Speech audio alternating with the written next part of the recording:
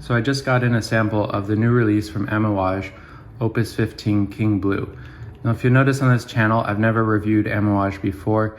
It's a brand I really respect and that I've been exploring since I was first into fragrance. I can still remember first walking into the store Min in New York, and that's the place I saw Amouage for the first time.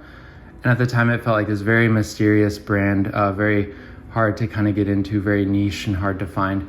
And I remember at the time those bottles didn't have names on them, and so I didn't know how to pull off the cap, I didn't know how to spray them, I didn't know what was what. It was a very mysterious, interesting brand to me.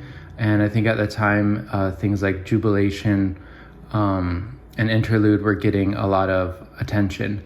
So I found them complex and interesting, but ultimately kind of veered off, finding my taste more with kind of like a refined, simpler, maybe modern or more classic French style. But I've still continued to try various Amouage fragrances through the years.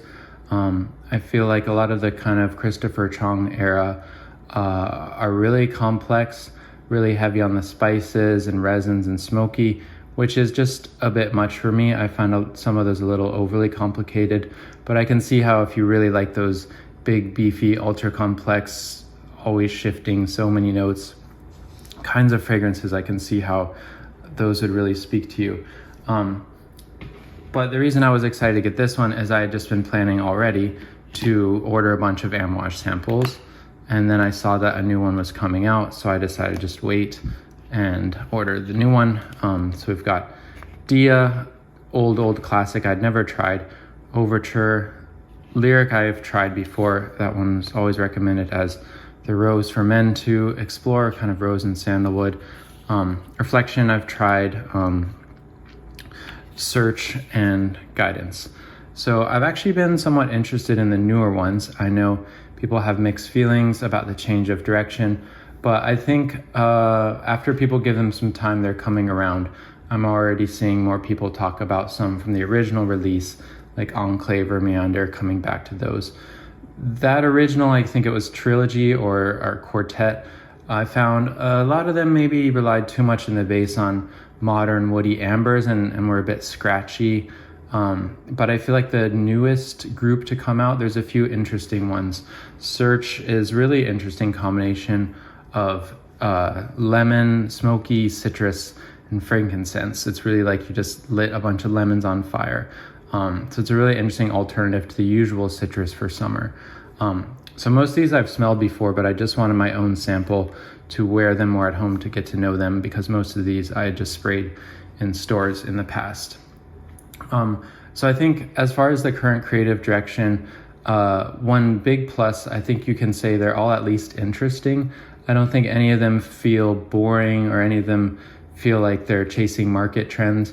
Maybe some of them are kind of chasing modern scent profiles, like the Quentin Beach use of Akigala wood or some of the ambers.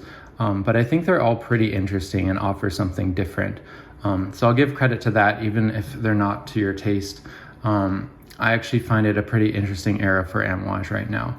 And along those lines, I think King Blue is actually a really, really good release. So first off the gate, it's not blue in the sense you're thinking. So there's no cologne, there's no sense of like designer body wash, shower gel, Sauvage Bleu, nothing like that. It's really all about the woods and the resins and the oud. In a way, the name is a little bit misleading. I suppose in my mind, I hadn't read too much about it before I smelled it, and just by the name King Blue, I was expecting maybe just like it's really out there, like pushing that designer blue category as far as you can go until it becomes really extreme and something kind of avant-garde or challenging. But it's not that at all. It's all about the oud in the base and the resins. It does have kind of an inky quality to it, which reminds me of like the deep ocean, sort of like this color of deep blue, or squid ink, which is not in the notes list, but I think they should have added that just for intrigue. But upon first spray, again, maybe from the power of suggestion, I was thinking of this fragrance, Serge Lutens Dans le Bleu qui Petit, which is a really interesting combination of sort of a blue, inky seaweed smell with a frankincense and incense backdrop. Now by comparison, this is much more blue. I would say maybe this does have some sort of cologne. It's a lot fresher.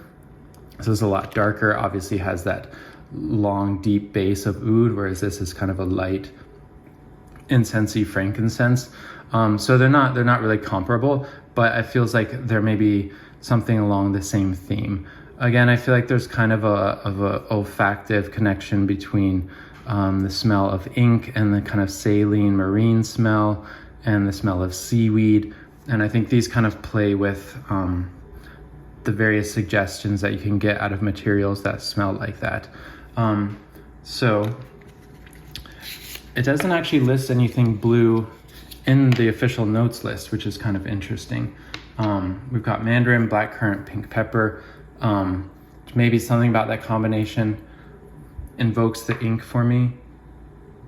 Yeah, it's a little bit fresh. I can smell the mandarin. It doesn't smell like ani, but in the way that ani is like kind of this deep, sweet, resinous thing, but it starts with this like fresh mandarin top note, something like that. But right away you can smell underneath a slightly animalic, but very smooth, kind of leathery oud. Now I find this oud is actually really, really nice, really pleasant, slightly animalic, but only slightly. It does have leathery facets, but overall it's just very, very smooth, a little bit sweet.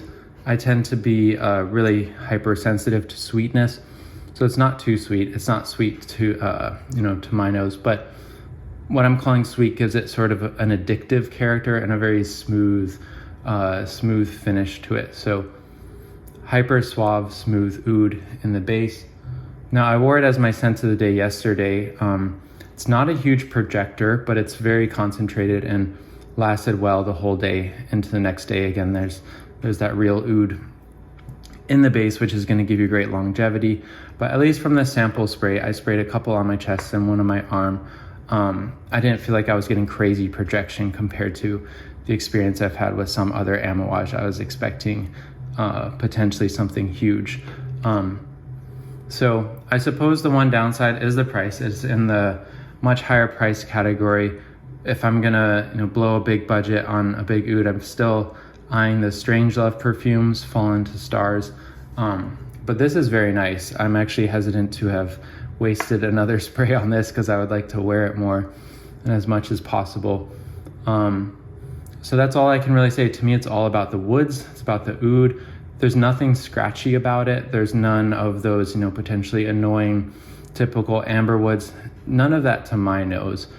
Although I'm sure there's synthetics extending things and smoothing things over. But the overall impression is a very, very smooth, very suave, very likable, kind of approachable, woody oud base that has just a hint of something, maybe a little inky, a little saline.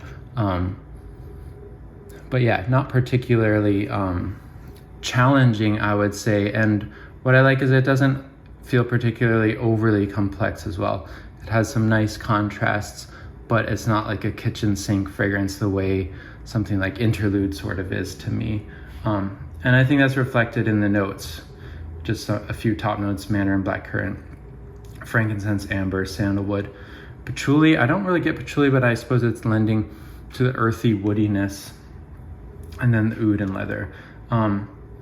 The ad copy is a little bit funny, talking about surrealism and contrast. I would say there's nothing that weird at play here.